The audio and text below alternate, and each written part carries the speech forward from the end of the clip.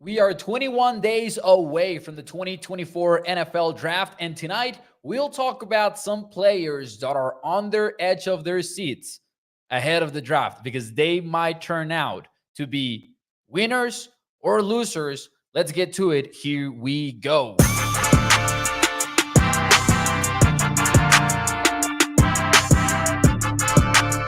What is up, everyone, and welcome into A to Z Sports Dallas Primetime. I am your host, Mauricio Rodriguez, streaming with you live every Sunday through Thursday night at 8 p.m. Central here on Dallas On Demand Sports Talk Network.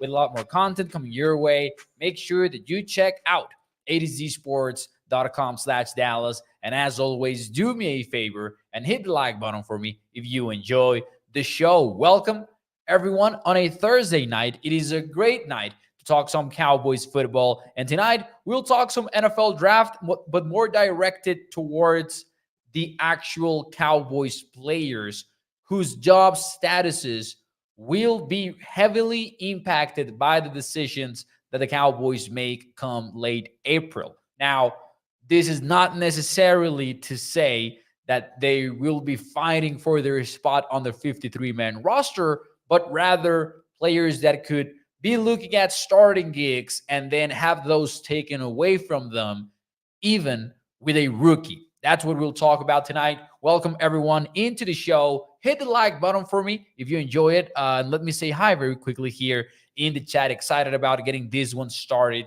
We've got Katharina, Gregory, Bruce. Shout out to everyone in the show. We've got Holly, Isidro, and I might have missed one or two others somewhere around there. But hey, shout out to all of you. Thank you for tuning into another episode of the show. Let's get started. Let's get right into it. Shout out to Mark Andrew as well, who I hadn't seen in a while over there on the Facebook chat. Appreciate you joining the show. Man, let's get to it. 7 players. These are 7 Cowboys that, in my opinion, stand to lose the most in the 2024 NFL Draft if certain players are picked. Now, obviously, they could also be winners if we look at it from the other perspective, right? If, say, and I'm going to get right into it, Damon Clark, if the Cowboys, who are clearly looking at linebackers in day 2 of the NFL Draft, they're hosting Edgerrin Cooper from Texas A&M in a top 30 visit. The same with Peyton Wilson. You're talking about two of the best linebacker prospects in the NFL Draft per the consensus. They're also hosting Junior Colson from Michigan, who is also one of the top linebackers. And then other day 3 guys, they're clearly looking at linebacker. And you look at the Cowboys roster, and it's easy to understand why. Now, Damon Clark, if it gets to a spot where they do pick somebody in round 2, suddenly Clark is going to be going from pretty much undisputed starter to having Eric Kendricks in the linebacker room, having the Marvin Overshown in year 2, healthy and ready to go in the linebacker room, and then somebody like Cooper or Wilson. And the thing about Clark specifically is that he really does not have that starting gig locked up, especially because you're changing defensive coordinators.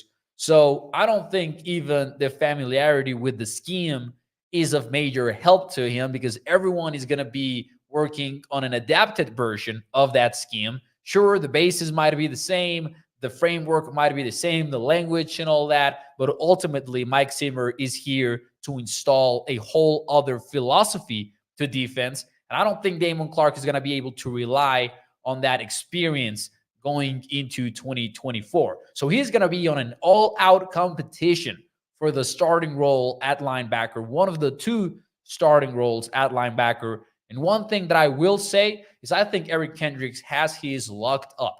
As long as Kendricks stays healthy, I have a very difficult time not seeing him as a starter because he does have that Mike Zimmer experience. He is an ultimate Mike Zimmer guy. He is the one guy they've paid from the outside, the Cowboys in free agency. And Jerry Jones himself recently said on an interview, if you're going to pay them, use them. And maybe he was talking about those big-time contracts, but ultimately they are going to be paying $3 million to Eric Kendricks to play on a 1-year deal. So I do view him as a starter. I think that's a good thing, by the way, because I think that the film shows that he can still play. And I think that the stats show that he is reliable. So it's Kendricks. And then who's going to earn that number 2 spot? Is it going to be Overshown? Is it going to be Clark? And we might see somebody in the second round enter the discussion. Now, these are good linebackers too, Cooper and Wilson. They are going to legitimately fight for a spot right away. Because not only are they good, but if they drop to the second round, it's going to be mostly because of positional value. There's just so many offensive linemen on this one. There's so many wide receivers on this year's class that it's going to be very, very realistic for the Cowboys to find somebody at 56th overall in the second round. Now, we've got some good questions here in the chat and some good comments. Gregory says they should get Jeremiah Trotter Jr., and that's another prospect that we could have in this conversation. Holly says, didn't Clark say he wanted competition or something like that? Listen, one thing that Clark is not going to go out there and say is, I'm hoping they don't draft a linebacker. Of course, Clark will never say anything like that, but I do think it would benefit him a lot if the Cowboys don't pick a linebacker at round 2 specifically, because I'm not going to have the same discourse if the Cowboys end up drafting Trevin Wallace in day 3 from Kentucky. And I like Trevin Wallace, but it's a different caliber of prospect that maybe you're not looking at as a potential starter right away. That would be a major surprise. Now, Brian with a good question. He says, is Kendricks an upgrade over Leighton Vander Esch? Damn, what a good question. I will say, and I know this will be riding the fence a little bit, but it's pretty close. I do think that Leighton Vander Esch was quite underrated by many people just because he was the communicator of the defense, and maybe he wasn't great, but he was solid. If he is an upgrade, it's a slight upgrade, is what I would say about Eric Kendricks. I think it's an upgrade. Eric Kendricks just happens to be 32 years old, so there's some question marks there. That's how I would view it. But I do like Kendricks quite a lot. And he's one of the few linebackers that going into free agency, I was like, man, it's way too obvious. It needs to happen. You have Mike Zimmer coming in here, and he's so familiar with the Mike Zimmer defense, and he's so versatile, and he seems to do everything right. He seems to have those instincts down. And I've talked about instincts before on the show. You're talking about experience and knowledge. It's not like a magical power. And Kendricks has that. Kendricks has been in the NFL for so long. And you don't get 8 seasons in a row with 100-plus tackles by art of luck, So I think he has the potential to be an upgrade. But there's also the question mark of him being 32 years old. But it's pretty even. It is pretty even. I agree with Holly. It is a good question. Now, moving on a little bit here on the show. Yeah, Damon Clark's one of my 7 players, but I've got some others. Number 2 on this list is going to be Deuce Vaughn. And I hate to say it, but man, Deuce Vaughn is in a spot in 2024 where I don't think his roster spot is guaranteed. And that might be crazy to say 1 year after all of the Deuce Vaughn hype. I think he ultimately makes it. Let me be clear. I think he ultimately makes the 53-man roster. But I'm also in a spot where I'm like, he's going to have to fight for it. Because if you have Rico Dowdle on the team, he's likely going to make it. He's likely going to make the team. Actually, let me rephrase that. Barring any injury, he is going to make it. Rico Dowdle is. You've got Hunter Lipke, who already carved out a role as a fullback and on special teams. I think Lipke has a somewhat easier path to the roster than Deuce Vaughn does, because he's seen as a fullback type. We know Mike McCarthy likes to use fullbacks. He already did use him last year. I see no reason why he wouldn't again, especially because he contributed on special teams. Then you get into the round 2 discussion here. And if the Cowboys do get Jonathan Brooks or Trey Benson or one of the many running backs that we've talked about in day 2 of the NFL draft, Deuce Vaughn would be looking at earning a role as running back 3 in a 4 running back group, including Hunter Lipke, as a fullback. So I think Deuce Vaughn would suddenly be in a spot where he really needs to leave no doubts in order to make the team. And again, I think it is very doable because clearly the Cowboys like him. And it's not true that they just drafted him because Chris Vaughn works for the Cowboys as a scout. They really did like Deuce Vaughn, and it's easy to see why. He's got that playmaking ability. He's that elusive. We saw the preseason highlights. We saw the film from Kansas State. He just has to figure out some important things in order to work on the regular season. But here's why I'll actually include Deuce Vaughn. It's not as drastic as making the 53-man roster or not. Even if the Cowboys go late at running back and maybe they add the Marshall running back, Rasheen Ali, who is generating a lot of hype, who is a top 30 visit for the Cowboys, who is somebody they met with at the Combine. Rasheen Ali is somebody that could give him a run for his money in preseason, So even if they wait until day 3 to add a running back, what I'm trying to say is Deuce Vaughn is going to have to fight for his role. And maybe it's not as drastic as 53-man roster or not, but it might be, fighting to be running back 3 or running back 2. It's going to be a battle for Deuce Vaughn, whether it's for a spot on the depth chart or a spot on the roster. So Deuce Vaughn is a player that might be really impacted by how the Cowboys operate in the 2024 NFL draft. Guru says Deuce has to survive until the next new hired coaches come in, out with Mack and Schottenheimer. With, hey, if there's an offensive coaching staff in 2025, nobody's safe, right? Nobody. Maybe only like CD and Dak, provided they get extended.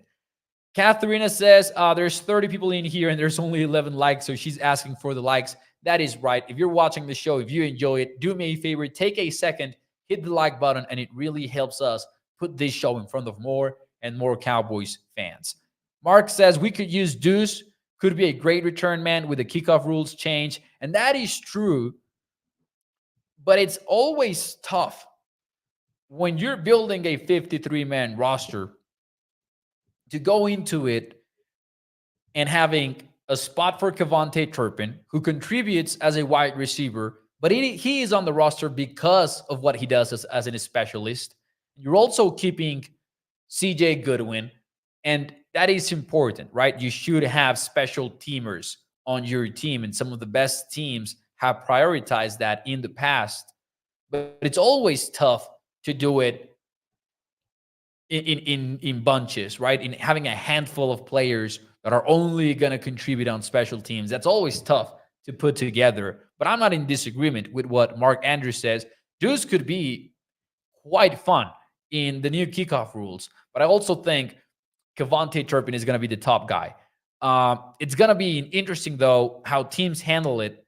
Like, are they going to have 2 men on the landing zone? Because they can have up to 2 guys. So it's going to be 1 returner or 2 returners. I would assume most NFL teams will want 2 guys just in there just to be safe and just to make sure they're getting those footballs, right?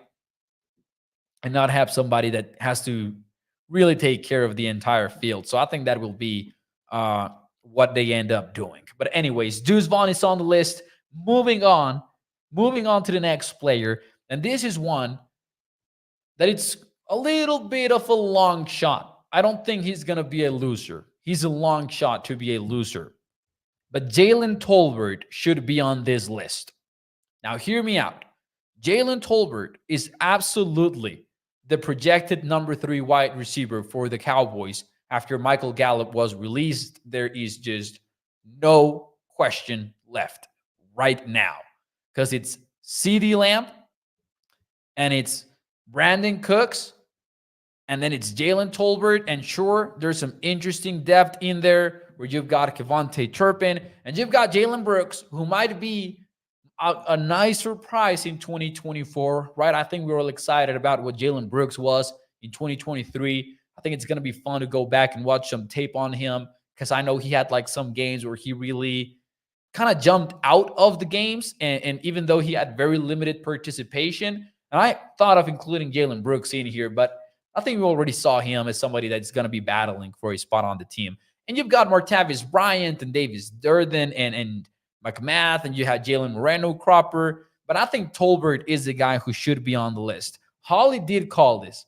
I think Holly had already mentioned him in the chat that Jalen Tolbert was going to be on the list. Hear me out. This is the reason why. The Cowboys are absolutely expected to go offensive line in the first round. They're expected to go either linebacker or running back in the second round. But man, there are so many wideouts in day one and day two of the NFL draft that it might just intrigue the Cowboys. Now, here's how I would describe what the past few years have looked like for Dallas in the NFL draft. They are heavily influenced by their needs. Either that or their draft board has just coincided perfectly with what they need. But they also look for value, in my opinion. So if they don't like, and keep this in mind, the Cowboys have been pretty efficient at picking linemen. So if you get to 24th and the guys you really like are not there, but somebody like Adonai Mitchell from Texas is there, or Brian Thomas from LSU is there, I wouldn't rule out the possibility of the Cowboys taking one.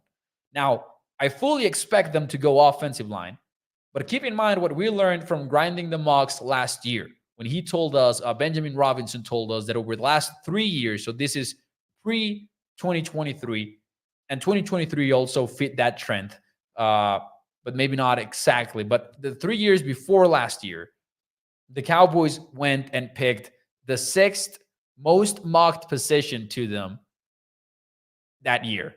In other words, they weren't really going the routes that we thought they were going to go in each of the last 3 years and 4 years, if you include last when we all thought they were picking a tight end, and they ended up picking Macias Smith at 24th.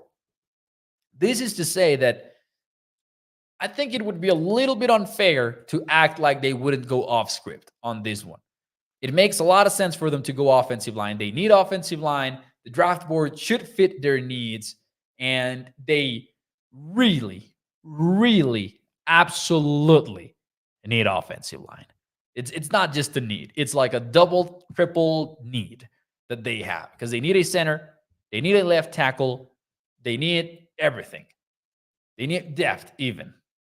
But, man, if the Cowboys some way, somehow end up with a wide receiver, then Jalen Tolbert is a little bit in danger. Not for a 53-man roster spot. That one is guaranteed. But wide receiver 3 no longer looks as clear.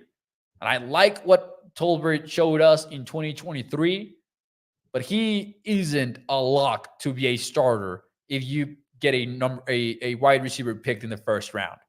Maybe for week 1, sure, but not for the long run. Because, man, some of these guys that are going to be available are super talented. Brian Thomas would be a candidate to be a starter for sure.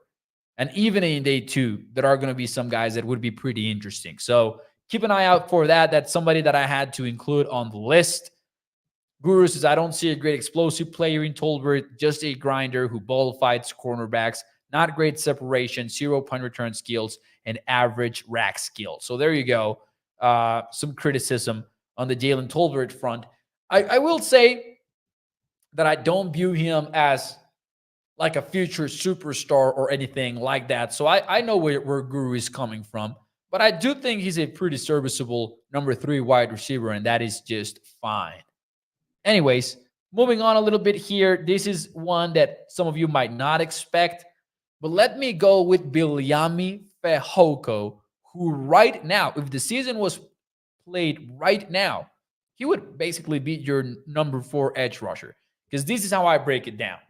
Micah, DeMarcus Lawrence as your presumed starters, and then after Fowler and Armstrong left, it's Sam Williams as the number 3.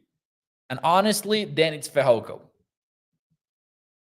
There's Tyrese Wett and there's Doral Johnson that we could also talk about, but chances are it would be Fehoko, who was a healthy scratch for the entire 2023 season and now might finally get his chance to really prove himself and try to make it to the game day roster.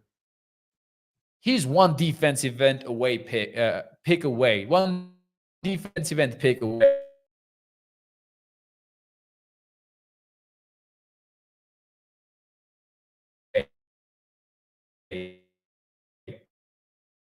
Of all that changing. And speaking and tying it into what we were talking about with the wide receiver, sure, they need a linebacker, a running back, an offensive lineman, but defensive end is one of the few positions that I would not hesitate in betting that the Cowboys could go off script because of it. Like if they like an edge rusher in day 2, in day 3, round 2 and round 3 more specifically, and even round 1, they would straight up consider it for sure. I wouldn't put that past them at all. I see some comments about the audio. I think that was kind of like a brief moment because of the internet. Some have to do choosing to make plays to stay on the field, says Bobby, and he's onto something. He's absolutely onto something. But anyway, moving on with the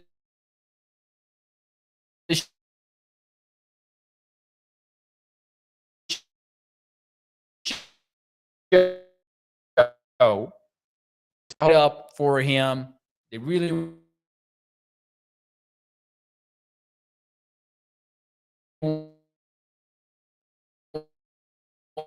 wanted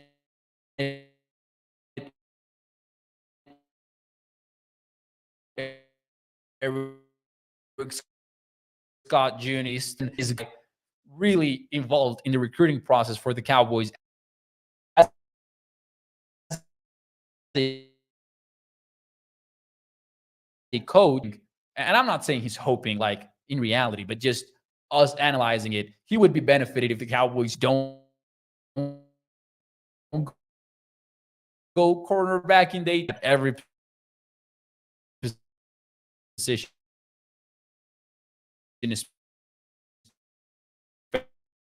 especially on day 3.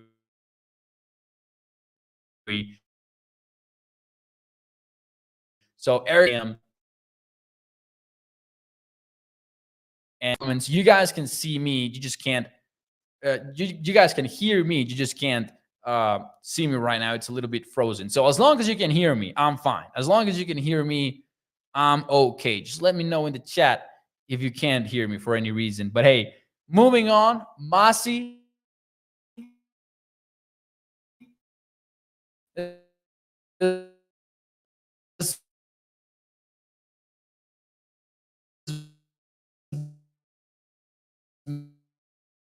Smith. This one only other first round prospect that the Cowboys seem to be visiting with other than offensive linemen. So Byron Murphy could straight up be a Cowboys draft pick if he makes it to 24th overall. Because I'm not about to speculate on a potential trade up. I don't think that is in the cards for the Cowboys at all. But even if they get to the second round, guys like T'Vondre Sweat might intrigue the Cowboys. So I'm just saying, watch out for Dallas making a defensive line pick, even after they let Jonathan Hankins leave in free agency. And that is going to be somewhat of an issue there. But if it happens for Macias Smith, otherwise, he really does not have any competition to be the starting nose tackle of the team. And who knows how that's going to look like. But Mossy Smith stands to be one of the biggest losers of this draft if the Cowboys go with a nose tackle early in the process.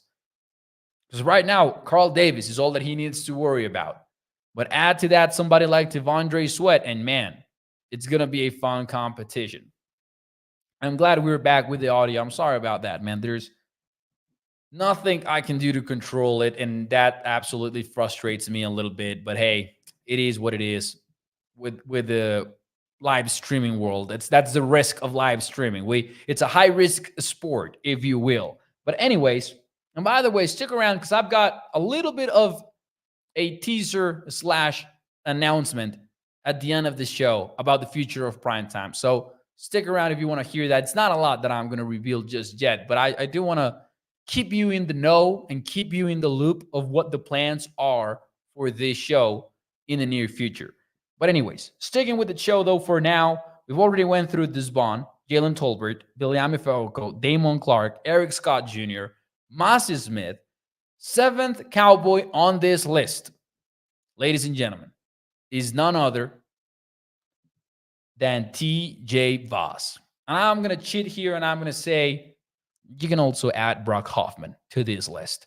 But these two guys, if nobody else is drafted, which obviously is not going to happen, like somebody is going to be drafted, they would be in the starting lineup. Like if the season started today, it would be Brock Hoffman at center, T.J. Voss at guard, Tyler Smith at tackle.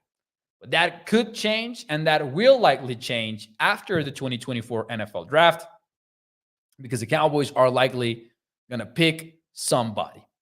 They're going to pick a guard, they're going to pick a tackle, maybe a center, and one of these two guys, I'm going 2 for 1 with Brock and TJ, is going to end up being a loser because they're looking at a starting spot. They're this close. They're about to be pushed down the depth chart by whoever the Cowboys pick, 24th overall, and wait for it, maybe in day 2 as well, because the Cowboys might double deep at offensive line, depending on how the board falls, depending on who the pick is at round 1.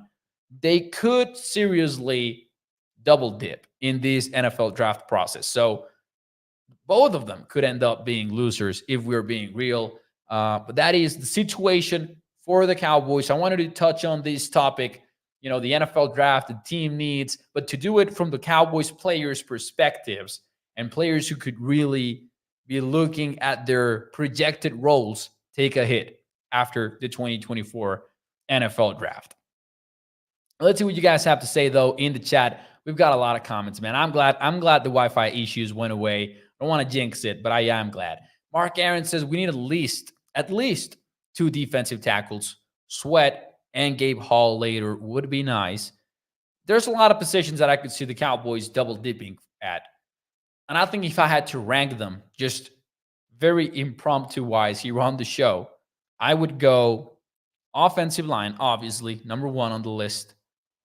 I would go with running back as the second one, linebacker as the third one, just based on the visits, and then maybe defensive line. So that's interior defensive line, that is. So I think those are the 4 positions, the top 4 positions that I think the Cowboys could double deep at. That's an article. I'm going to write an article about that. Are you going all in, Moses Manuel? We're going to talk about it in a little bit here on the show. But yeah, those are the 7 Cowboys that stand to lose the most in the 2024 NFL draft. So I told you I was going to give you a little bit of a teaser / announcement. As I said, I'm not going to reveal much just yet because we're working on it. But we're working on making primetime the best experience that it can be for you here at A to Z Sports. And that might imply some changes to the way that we go about it. So we're working on it. It might change format just a little bit. We would still have live shows. Don't worry about that. But maybe it stops being a 5-day-a-week kind of live show. We might mix and match some other formats, but you would still get primetime content on a daily basis. That's more or less what we're working on. We're trying to figure out. So, hey, we're open to suggestions. So let us know what you like about the show as well. But, hey, I'm just saying we want to give you the best experience here at primetime. And that might imply some changes. So Just wanted to put that out there because I don't want to catch you by surprise or anything like that. I want to keep you in the loop. Obviously, you guys mean the world to me because you tune into the show every single night, and you don't have a clue how much I appreciate that. So yeah, there you go. Just wanted to let you know. Just wanted to keep you in the loop. There you have it, ladies and gentlemen. But for now, though, that will be it for me tonight here on the show. Hit the like button for me if you enjoyed it. And I'm going to see you on Sunday, 8 p.m. Central. I'll see you live Sunday, ladies and gentlemen. Thanks so much for the comments. Thanks so much for the, for all of the love. Gene says, as much time as possible. Gilbert says, good job. Gregory says, how about an hour show? There you have it, ladies and gentlemen. Thanks so much for the support. I'll keep you in the loop the more that we work on this. But ladies and gentlemen, don't worry. Primetime is not going anywhere or anything like that. We're just working on seeing how we make it even better.